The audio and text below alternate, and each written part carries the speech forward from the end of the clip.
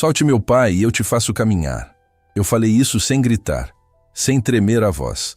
E foi exatamente por isso que a sala inteira congelou por meio segundo, antes de explodir numa risada que me atravessou como vidro.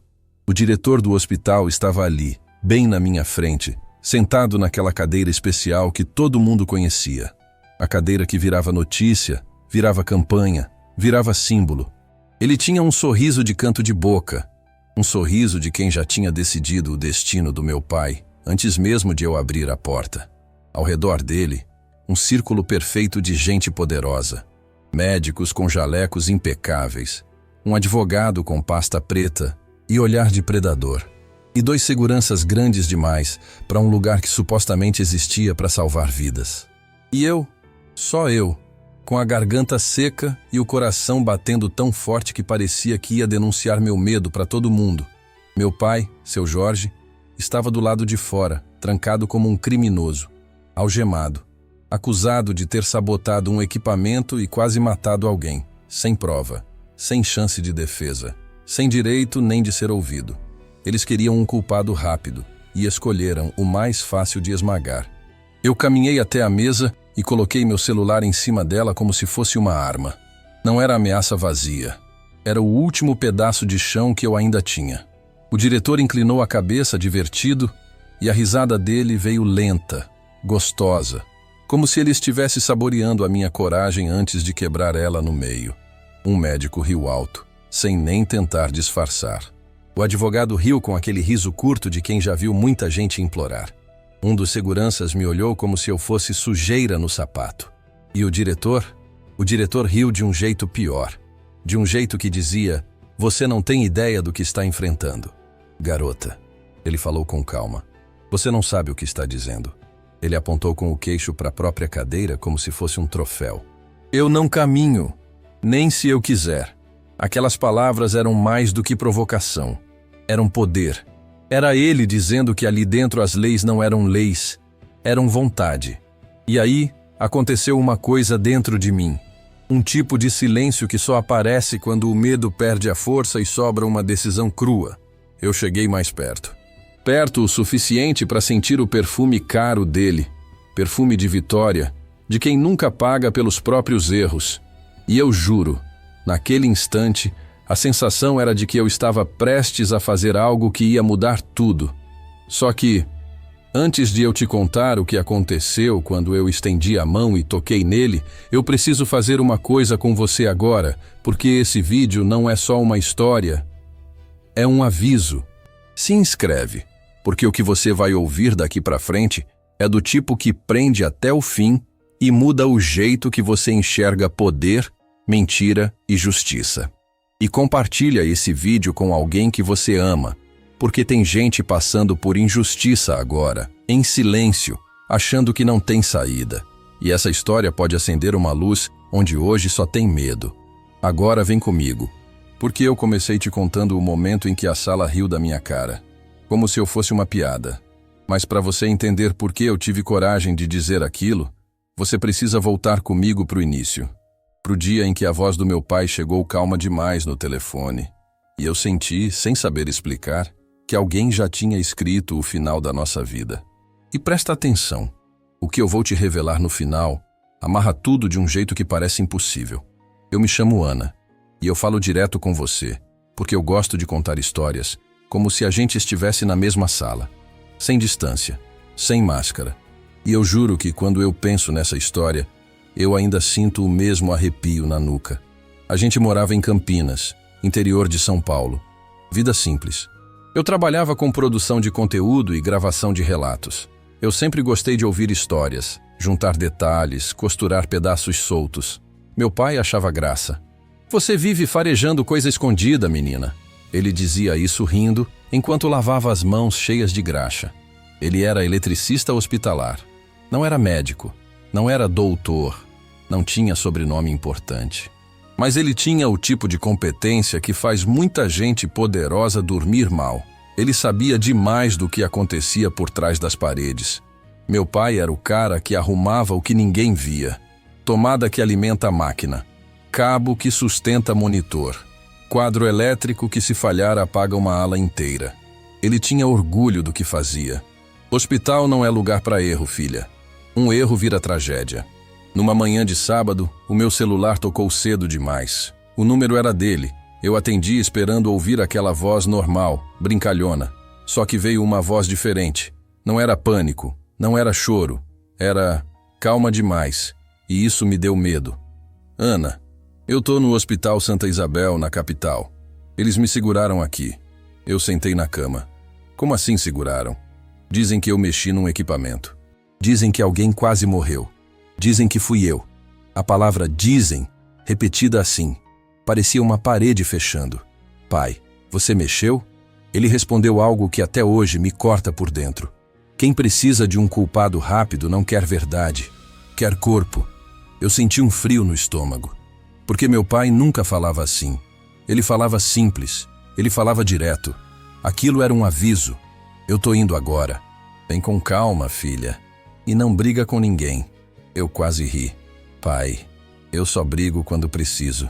E desliguei com a sensação de que, a partir dali, a nossa vida tinha entrado num corredor sem saída. Só que eu ainda não tinha visto o tamanho do labirinto. Eu peguei estrada, ônibus, metrô, o que desse. Cheguei em São Paulo com a cabeça fervendo. O Hospital Santa Isabel era enorme, todo de vidro e concreto. Parecia um lugar onde tudo funcionava. Parecia um lugar seguro. Só que quando eu atravessei a porta giratória, eu senti. Tem um tipo de silêncio que não é paz, é controle, é medo, é não pergunta demais. Eu fui no balcão e pedi para ver meu pai. A recepcionista me olhou de cima a baixo como se eu tivesse trazido lama. Ele está em procedimento interno. Procedimento interno com algema? Ela travou a boca por um segundo. A senhorita precisa aguardar. Eu aguardei nada. Eu procurei o setor de manutenção. Procurei qualquer rosto que parecesse humano. E aí eu vi uma enfermeira mais velha, cabelo preso, olhar cansado. Ela estava empurrando um carrinho de medicação. Eu não sei porquê, mas eu senti que ela tinha verdade no corpo. Dona, por favor, meu pai está preso aqui dentro. O senhor Jorge.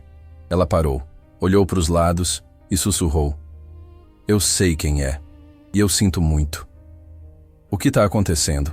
Ela engoliu seco e a voz dela saiu baixinha. Seu pai está sendo usado. Usado me bateu mais forte do que acusado. Antes de eu perguntar mais, ela apontou discretamente para uma porta com visor de vidro. Eu cheguei perto e vi. Meu pai sentado numa cadeira, mãos presas, cabeça erguida. Mas o olhar dele estava diferente. Era o olhar de quem está tentando não desabar na frente de estranhos. Quando ele me viu pelo visor, ele tentou sorrir para me acalmar. Esse sorriso foi a segunda humilhação do dia. A primeira foi a forma como me trataram. A segunda foi perceber que ele estava tentando me proteger mesmo preso. Eu encostei a mão no vidro e respirei fundo. Naquele instante, eu fiz uma promessa silenciosa. Eu vou te tirar daqui. E foi aí que eu percebi um detalhe. Um detalhe que parece pequeno, mas foi a primeira rachadura na história deles. Um segurança passou no corredor e falou no rádio. A filha chegou, como se eu já estivesse sendo vigiada desde o primeiro passo. Eu comecei a fazer o que eu sempre faço quando sinto mentira no ar. Eu observo quem ninguém observa. Porque num lugar grande, as pessoas importantes são treinadas para parecerem certas, mas as pessoas invisíveis, elas não conseguem fingir o tempo todo. Eu fui para o corredor da manutenção e encontrei um rapaz magro, com crachá torto e mão suja de poeira de gesso. Ele se chamava Caio. Tinha cara de quem não dormia há dias. Eu puxei assunto devagar. Você conhece o seu Jorge?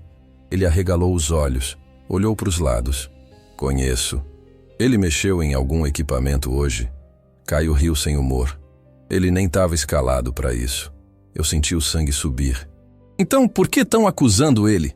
Caio chegou mais perto e sussurrou. Porque alguém colocou o nome dele no registro. Registro de quê? Registro eletrônico. Log de acesso. Quem tem senha para isso? Supervisão. Diretoria. Eu fiquei parada por um segundo. Você tem certeza? Tenho. E tem um nome envolvido. Marina Lobo. O nome entrou em mim como um espinho. Eu não conhecia, mas o jeito que ele falou parecia fantasma. Caio continuou. Se você mexer nisso, eles vão saber. E quando eles sabem, eles esmagam. Eu respirei fundo e fiz uma pergunta que eu quase não queria ouvir a resposta. Você já viu acontecer? Ele baixou a cabeça. Já. Comenta aí, sem vergonha, porque eu leio tudo. Escreve já vi ou nunca vi. E, se você quiser, diz só a cidade de onde você está assistindo. Eu gosto de saber onde essa história está chegando. Eu agradeci o Caio e dei um passo para trás. E foi nesse momento que a enfermeira mais velha apareceu de novo do nada, como se fosse um relógio marcando a hora da verdade. Moça, cuidado. Hoje você fez barulho. Eu só tô tentando salvar meu pai. Ela me encarou com uma firmeza triste. Aqui dentro, quem tenta salvar alguém vira alvo rápido. E quando ela disse alvo, eu senti como se alguém tivesse colocado uma mira nas minhas costas. Eu pedi para falar com o diretor. Negaram. Pedi para ver imagens das câmeras do setor. Negaram. Pedi para falar com o jurídico. Negaram. Pedi até para ver a escala do meu pai. Negaram. Eu comecei a entender que ali a verdade não era uma coisa que você encontrava. Era uma coisa que te escondiam. A secretária do diretor tinha um sorriso perfeito, daqueles que não alcançam os olhos. O doutor Augusto não está disponível. Eu olhei fixo. Ele sabe que meu pai está algemado? O hospital segue protocolos. Protocolos. A palavra mais usada para justificar covardia. Eu fui andando pelos corredores como quem procura saída numa casa em chamas. E a cada passo eu sentia o hospital inteiro me olhando. Até que eu vi um quadro na parede com fotos de grandes líderes. Lá estava ele, Dr. Augusto Valença, em destaque, com uma frase embaixo falando de superação, de exemplo, de coragem. E a cadeira especial aparecia em várias fotos. Ele em evento, ele em campanha, ele com políticos, ele em reportagem. Era como se a cadeira fosse parte da marca dele. E eu me peguei pensando, por que um diretor precisa tanto que o mundo sinta pena dele? Essa pergunta ficou guardada. E eu juro que, se eu tivesse entendido naquele momento o que ela significava, eu teria sentido o choque antes.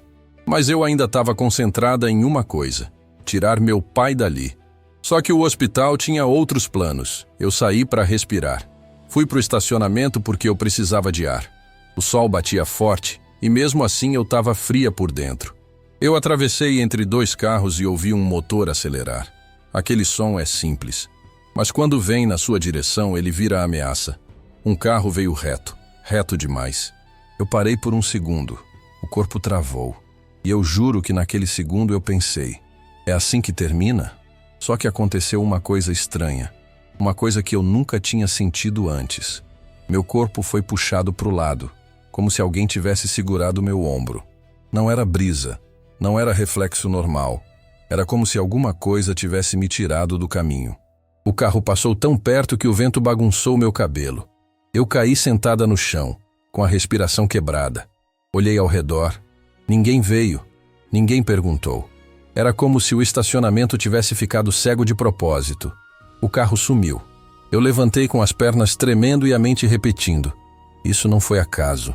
Ali, naquele chão quente, eu entendi. Não era só sobre meu pai. Era sobre me calar. Eles queriam que eu entendesse o recado sem precisar dizer em voz alta. E o recado era claro. Para. Só que eu não sou do tipo que para quando alguém tenta me assustar. Eu sou do tipo que junta mais provas. E foi exatamente isso que eu fiz. Caio me mandou mensagem. Agora. Sala antiga da manutenção. Eu fui. Era uma sala escondida, com um computador velho, poeira, fios pendurados como teias. Parecia um lugar esquecido, mas era ali que as coisas verdadeiras ainda respiravam. Caio digitava rápido, suando. Isso aqui é o log de acesso. Se a gente pegar, dá para provar que teu pai não tocou no equipamento. Eu fiquei do lado, segurando a ansiedade com os dentes. Na tela apareceu um registro. Acesso com o nome do meu pai. Só que o horário era impossível. Eu lembrava do meu pai em Campinas naquele momento. Eu tinha vídeo, eu tinha conversa, eu tinha memória. E então Caio clicou mais uma linha. Apareceu outro nome, Marina Lobo. E logo abaixo, outro, Augusto Valença. Eu senti o estômago virar. Ele acessou? Caio confirmou com os olhos. Acessou. Ele puxou um pendrive do bolso e enfiou no computador. Eu vou copiar tudo. Mas, Ana, depois disso não tem volta. Quando ele disse, não tem volta, eu olhei para você que está me ouvindo agora e vou te pedir uma coisa com toda a força que eu tenho. Se inscreve aqui, de verdade. Porque se você gosta de vídeo que prende, que não entrega tudo fácil, que te faz sentir que você está dentro da história, então você vai querer estar nos próximos. E eu não tô falando isso por falar. Eu tô falando porque o que acontece daqui para frente vira uma avalanche. Então se inscreve agora, porque é daqui em diante que a história fica perigosa de um jeito que eu nunca imaginei. Caio terminou de copiar. Ele me entregou o pendrive como quem entrega uma bomba. E exatamente nesse momento, a luz da sala piscou. Piscou de novo e apagou. Escuridão total, só o brilho do meu celular. Eu ouvi passos no corredor, o som de rádio chiando. Uma voz seca. Procura. Ela tá aqui. Caio agarrou meu braço. Eles cortaram a energia dessa ala. Meu coração começou a bater num ritmo doido, como se ele quisesse fugir antes de mim. Caio abriu a porta devagar, e a gente viu sombra de gente passando do lado de fora. Ele me puxou para a escada de incêndio. A gente desceu correndo, silencioso, com o pendrive queimando na minha mão. No meio da escada, Caio parou e olhou para mim com um desespero contido. Se eu sumir, você promete que não vai parar? A frase me acertou como um soco. Sumir. Ele falou como se fosse normal. Para com isso, Caio. Ele deu um sorriso curto, triste. Eu vi gente sumir aqui dentro, Ana. Gente que perguntou demais. Eu engoli seco. A gente saiu numa área de carga e descarga. E eu vi, lá na frente, 2 seguranças. Eles olhavam ao redor como predadores procurando cheiro. Eu empurrei Caio para trás de um caminhão e tomei a frente. Eu não pensei. Eu só fiz. Eu caminhei na direção deles como se eu fosse só uma visitante perdida. Oi, eu tô procurando o banheiro. Um segurança estreitou os olhos. Você estava onde? Eu sorri com a maior naturalidade que eu consegui inventar. Me perdi. Ele me analisou por um segundo que pareceu 1 ano. E aí ele apontou para o corredor. Ali. Eu agradeci e fui andando, sem olhar para trás. Quando eu virei a esquina, minhas pernas quase cederam. Eu só não caí porque a raiva segurou meu corpo de pé. Eu mandei mensagem para o Caio. Nada. E a sensação que veio foi horrível. Ele ficou para trás. Eu sentei num banco tentando respirar, tentando pensar. E meu celular vibrou. Número desconhecido. Uma foto. Eu abri e o mundo ficou estreito. Era meu pai, algemado, naquela sala. Só que o ângulo era perto demais. Não era câmera do hospital. Era foto tirada por alguém colado nele, como se fosse um recado. E embaixo, uma frase. Você não sabe com quem está mexendo. Eu senti um enjoo subir. Minha mão suou. Eles queriam me quebrar por dentro. Queriam que eu desistisse. Eu fiquei olhando a foto e pensei na crueldade disso. Usar um pai como ferramenta para controlar uma filha. E eu preciso te perguntar, por que eu quero você dentro desta história comigo? Se fosse com você, você recuava ou você ia até o fim? Comenta aí. Eu quero ler. De verdade. Diz, eu recuaria ou eu iria até o fim? Sem julgamento. Só verdade. Eu apaguei a foto? Não. Eu fiz pior. Eu salvei em mais de um lugar. Porque naquele momento eu percebi uma coisa. Se eles estavam me ameaçando, era porque eu estava perto demais da verdade. E eu decidi que eu ia falar com o diretor. Não pedir para falar, falar. Eu subi para o andar da diretoria com o corpo inteiro em alerta. A secretária levantou na hora, como se eu fosse um incêndio ambulante. A senhorita não pode entrar. Eu olhei firme. Posso sim. Não pode. Eu falei com calma. Calma de quem já está decidido.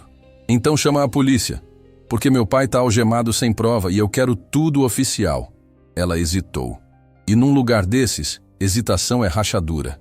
Eu empurrei a porta. E foi aí que você viu o começo lá no início deste vídeo. O diretor, a cadeira, os médicos, o advogado, os seguranças e eu. Ele me olhou como se eu fosse um entretenimento. Você deve ser a filha do técnico. Técnico. Doeu como se fosse menos. Eu sou a filha do homem que vocês estão tentando destruir. Ele fez um gesto pequeno com a mão, como quem espanta poeira.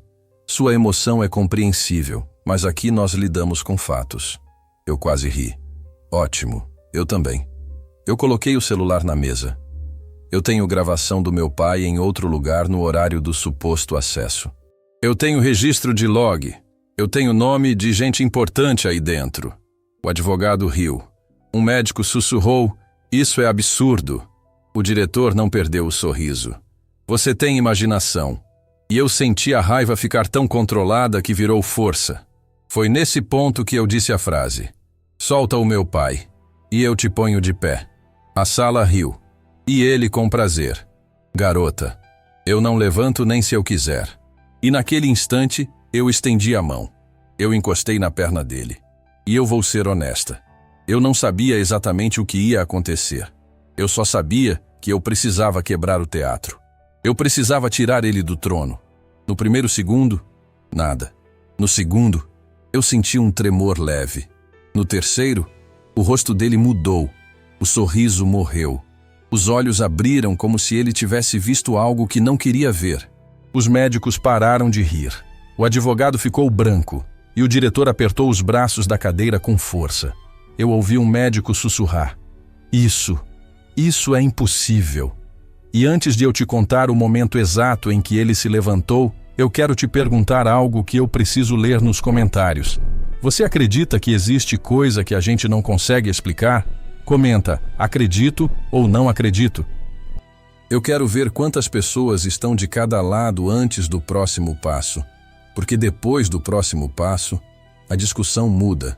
Agora respira comigo, porque ele começou a levantar, devagar, como se o corpo dele estivesse lembrando um caminho esquecido.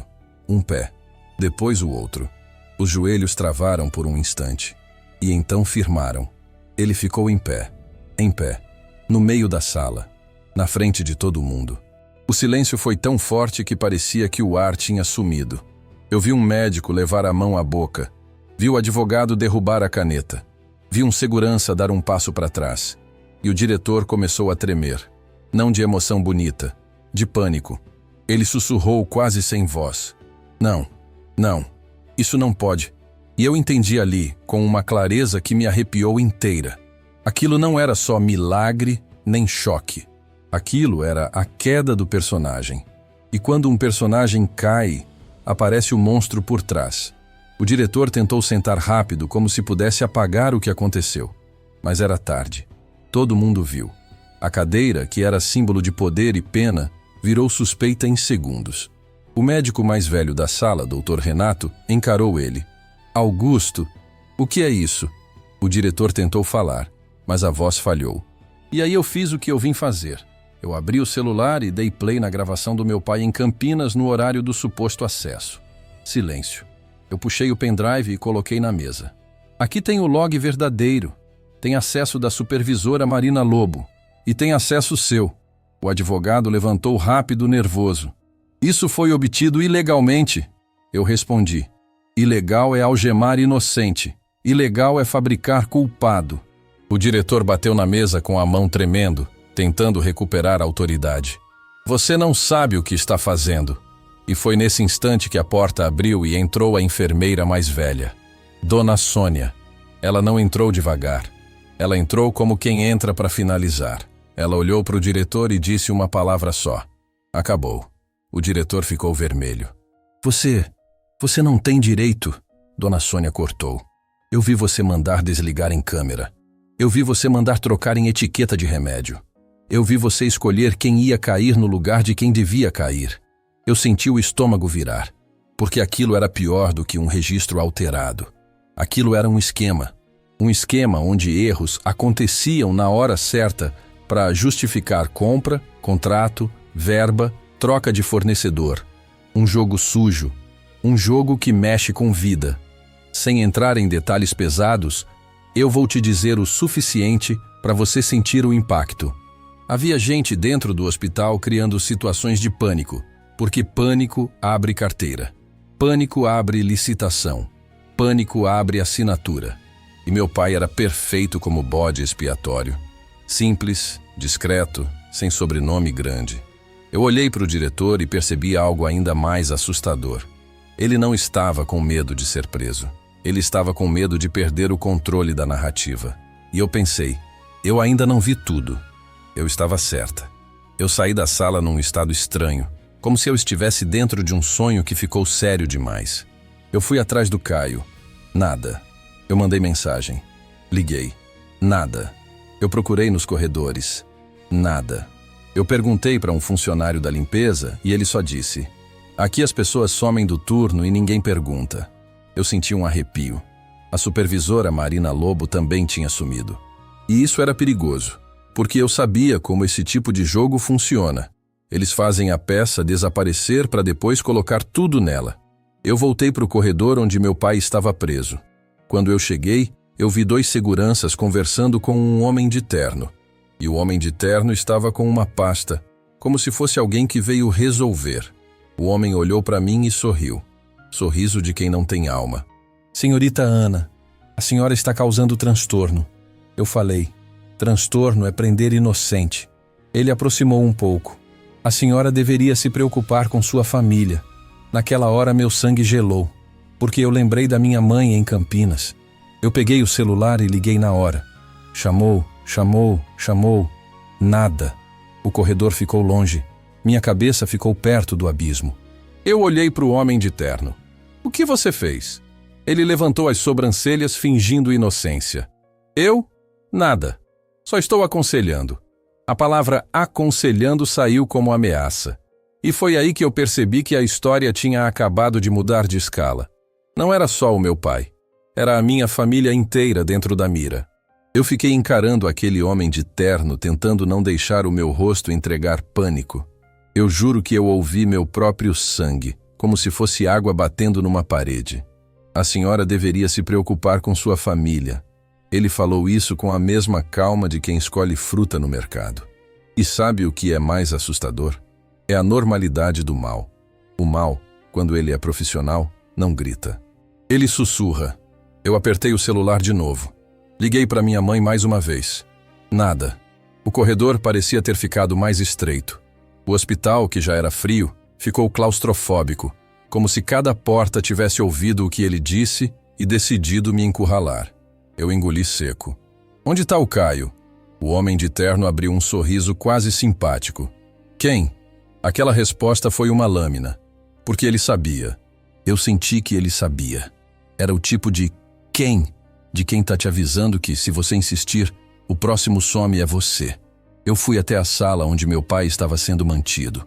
A porta estava fechada, e 2 seguranças agora estavam parados como estátuas na frente.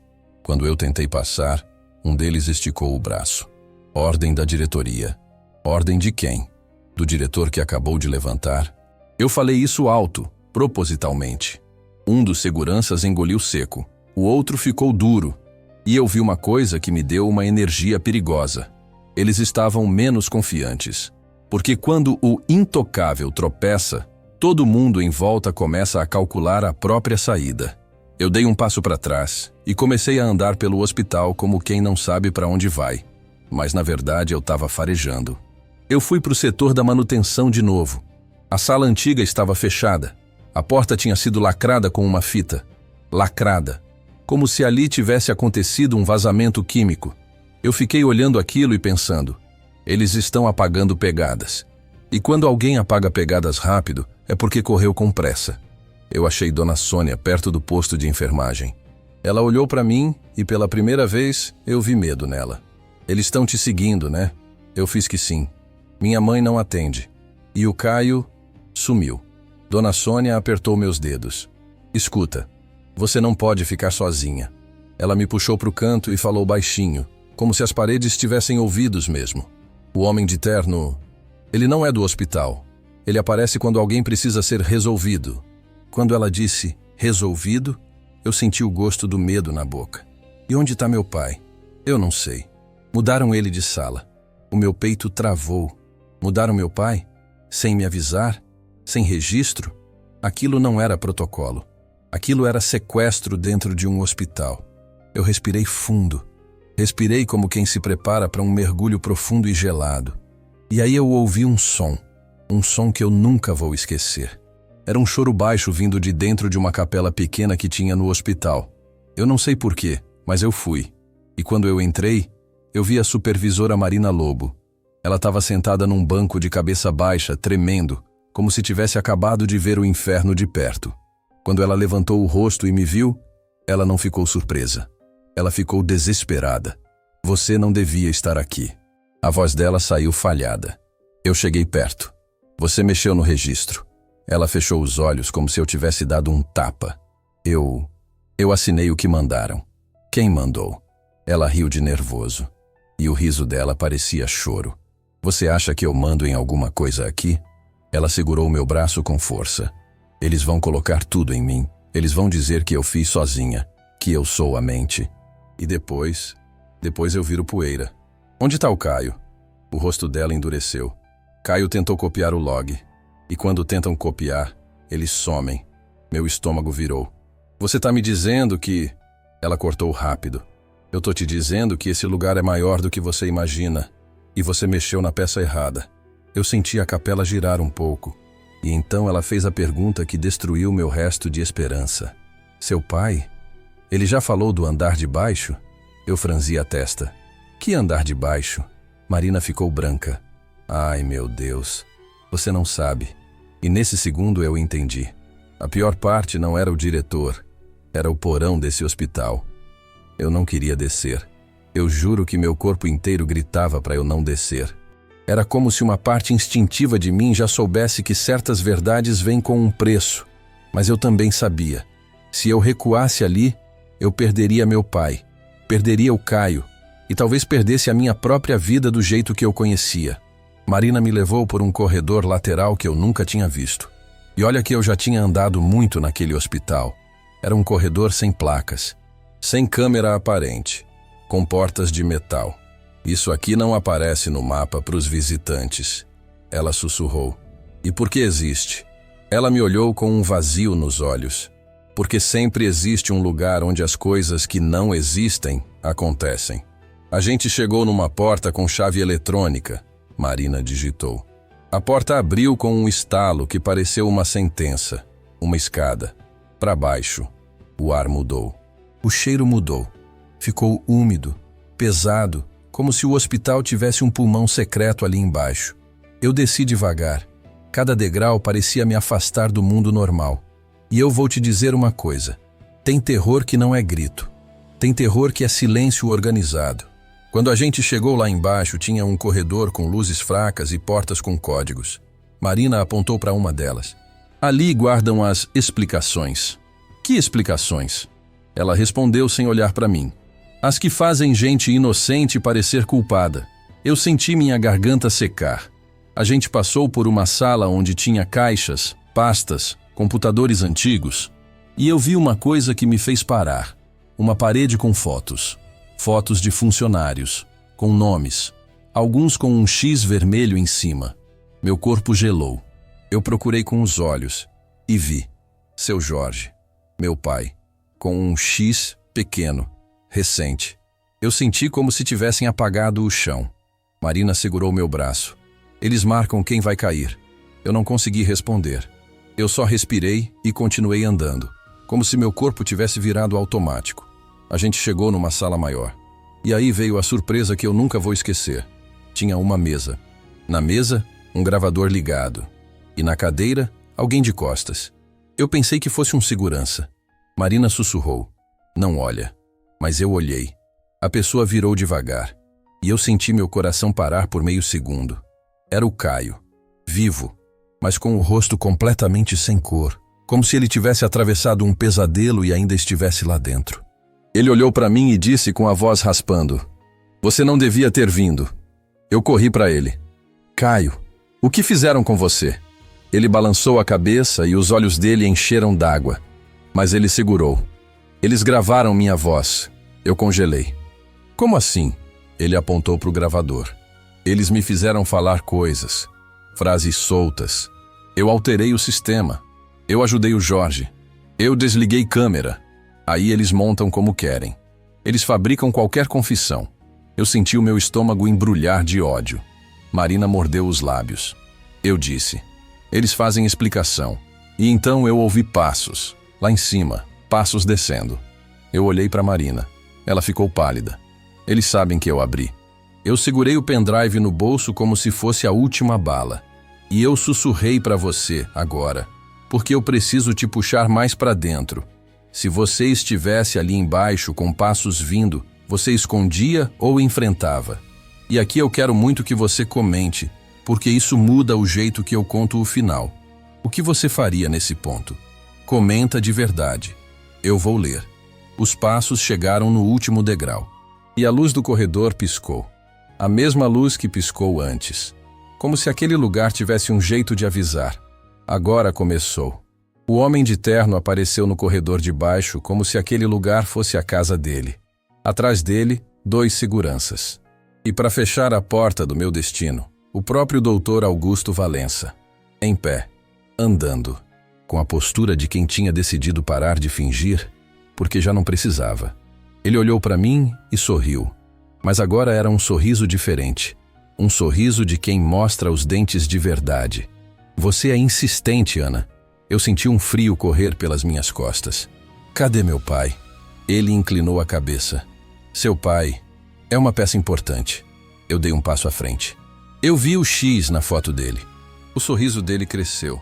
Ah, então você já está conhecendo o andar de baixo. Marina tremia ao meu lado. Caio estava com as mãos fechadas, tentando não desabar. Eu respirei fundo e falei alto, para o corredor inteiro ouvir. Vocês alteraram o registro. Vocês inventaram culpado. Vocês usam esse lugar para fabricar confissão. O homem de terno deu um meio riso. E você acha que alguém vai acreditar em você? Eu tirei o celular do bolso e ergui. Eu gravei tudo desde que entrei aqui. O diretor parou por meio segundo. E esse meio segundo foi o primeiro sinal de que eu tinha encostado numa fraqueza. Ele se aproximou devagar. Você acha que gravação te salva? E aí veio a surpresa mais absurda de todas. Ele falou num tom quase carinhoso. Você sabe por que eu levantei quando você tocou em mim? Meu corpo travou. Eu não respondi. Ele continuou. Não foi milagre. Não foi fé. Não foi energia. Foi susto. Eu senti meu coração apertar. O meu corpo nunca esqueceu andar, ele disse. Eu só escolhi parar. E ele apontou para a cadeira vazia num canto da sala. Aquilo era meu escudo, minha marca, minha narrativa. Ele respirou fundo como se fosse orgulhoso. A cadeira me abriu portas, me deu contratos, me deu doações, me deu confiança cega. Quem ia desconfiar do diretor exemplo? Do homem que venceu a tragédia? Eu ouvi Marina soluçar. E aí ele soltou a frase que amarra tudo. Seu pai descobriu isso. Eu senti como se alguém tivesse derrubado um prédio dentro de mim. Há anos, ele continuou. Ele viu eu andando numa madrugada. Ele viu eu levantando. E ele teve a audácia de achar que a verdade importava. Eu avancei. Então foi por isso? O diretor deu um sorriso frio. Não só. Seu pai também viu o que a gente faz com os equipamentos. Como a gente cria urgência. Como a gente controla fornecedor, como a gente move dinheiro. Ele não entendeu que hospital é poder. Ele chegou mais perto de mim. Ele não entendeu que gente como ele serve para consertar e calar. Eu tremi de raiva. E aí eu fiz a coisa mais perigosa. Eu falei o nome dele alto, com desprezo, na cara dele. Augusto, você é um covarde. Ele me olhou como se eu fosse uma mancha. Covarde é quem acha que vai ganhar de mim. E então ele estalou os dedos. Um segurança abriu uma porta lateral. E eu vi meu pai. Ele estava sentado, cansado, com marcas de exaustão no rosto, mas consciente, firme, e com aquele olhar de quem não aceita mentira. Quando ele me viu, ele tentou se levantar, mas estava preso na cadeira por uma cinta de segurança. Não era machucado, era contenção. Meu peito rasgou. Pai! Ele falou meu nome baixinho. Ana, não faz loucura. Eu dei um passo, mas o homem de terno se colocou na frente. Uma escolha, ele disse. Você entrega o pendrive, apaga as gravações e a gente devolve seu pai e te deixa sair. Eu ri. Um riso seco. E o Caio? E a Marina? O homem de terno deu de ombros. Eles são custo operacional. Eu senti uma coisa subir. Uma coisa antiga. Uma coragem que não era bonita, era bruta. Eu olhei para o meu pai. Ele me encarou com um pedido silencioso. Não se dobra. E então veio a última surpresa, a que você não espera, Aqui muda tudo. Dona Sônia apareceu no corredor de baixo. Como? Eu não sei como ela conseguiu, mas ela estava ali, com um crachá de acesso na mão e um rádio. Ela falou alto. Central é agora, pode descer. O diretor virou rápido. O quê? E naquele segundo, o hospital inteiro pareceu acordar. Você ouviu? Eu ouvi. Sirene interna, portas batendo, passos correndo. O andar de baixo que existia para esconder, de repente virou armadilha para quem escondia. O diretor olhou para Dona Sônia com ódio puro. Você vai se arrepender. Ela respondeu com uma calma que dá medo. Eu já me arrependi por anos. Agora eu tô pagando a dívida. O homem de terno puxou o rádio, tentando falar, mas o rádio só chiava. Marina começou a chorar de alívio, mas ainda com medo. Eu aproveitei a confusão e fiz o que eu precisava fazer. Eu tirei o pendrive do bolso e ergui alto. Isso aqui vai sair. O diretor avançou em mim, e eu juro. Naquele segundo eu achei que ele ia me derrubar. Mas meu pai gritou com uma força que eu não sabia que ele tinha. Ana, agora! Eu entendi na hora. Eu joguei o pendrive pro Caio. Caio pegou no ar e correu para um corredor lateral que eu nem tinha visto. O diretor berrou. Pega ele! Só que antes que alguém pudesse correr atrás, as portas de metal do corredor principal se fecharam automaticamente, trancadas. E aí entrou gente. Gente de uniforme da segurança do hospital, mas não os mesmos. Gente com postura de quem veio cumprir ordem maior. E no meio deles, um senhor que eu tinha visto numa foto na parede lá em cima. Presidente do conselho. O rosto dele estava duro. Ele olhou para o diretor e falou, com uma voz que parecia martelo. Augusto, acabou. O diretor deu um passo para trás. Vocês não entendem o que estão fazendo. O presidente respondeu. A gente entendeu tarde, mas entendeu. E aí, olhando para mim, ele falou algo que eu nunca pensei ouvir naquele lugar. Moça, entrega tudo que você tem. Agora isso vai ser investigado. Eu senti minhas pernas fraquejarem. Não de medo, de alívio com raiva. Eu corri até meu pai, soltei as cintas. Abracei ele como se eu estivesse segurando o mundo. Ele encostou a testa na minha e sussurrou. Eu tinha certeza que você vinha. E naquele abraço, eu senti uma coisa. Não era só sobre justiça. Era sobre não deixar o mal virar rotina. O diretor foi levado. O homem de terno tentou sair pelo corredor lateral, mas foi parado. Marina ficou em choque, repetindo. Eu não queria, eu não queria. Caio voltou minutos depois, ofegante, com o olhar ainda traumatizado, mas vivo. E eu achei que ali acabava. Só que a verdade sempre deixa um último presente. Quando eu e meu pai já estávamos subindo, Dona Sônia me puxou e colocou algo na minha mão. Um envelope. Eu guardei por anos. Eu abri. Era uma cópia de um relatório antigo, com a assinatura do meu pai. E uma anotação à mão do diretor. Se insistir, vira exemplo. Eu engoli seco. Aquela ameaça estava escrita há anos. Isso significa que meu pai estava marcado há muito tempo. E eu olhei para você agora com sinceridade total. Tem gente que acha que o mal começa no dia que explode. Mas não. O mal começa no dia que alguém escreve uma ameaça num papel e o mundo finge que não viu. E agora eu vou falar direto com você, com toda a força. Porque se você ficou até aqui, você merece o final completo e o chamado certo. Se inscreve aqui agora para não perder os próximos vídeos, porque eu conto histórias que vão te fazer enxergar detalhes que a maioria passa por cima. Deixa o seu gostei, porque isso empurra esse vídeo para mais gente que precisa ouvir que ainda existe justiça quando alguém tem coragem. Compartilha este vídeo com alguém da sua família, porque família é exatamente o que tentaram usar contra mim. E eu não quero que usem contra você. E comenta aqui embaixo uma coisa bem específica. Você acha que o diretor merecia cair do jeito que caiu? Ou você acha que gente assim sempre dá um jeito de escapar? Eu quero ler a sua opinião. E comenta também a sua cidade, porque eu quero ver até onde essa história chegou. Agora, não sai, porque tem uma história aparecendo na tela que se conecta com essa de um jeito que você não imagina. É só clicar para assistir agora.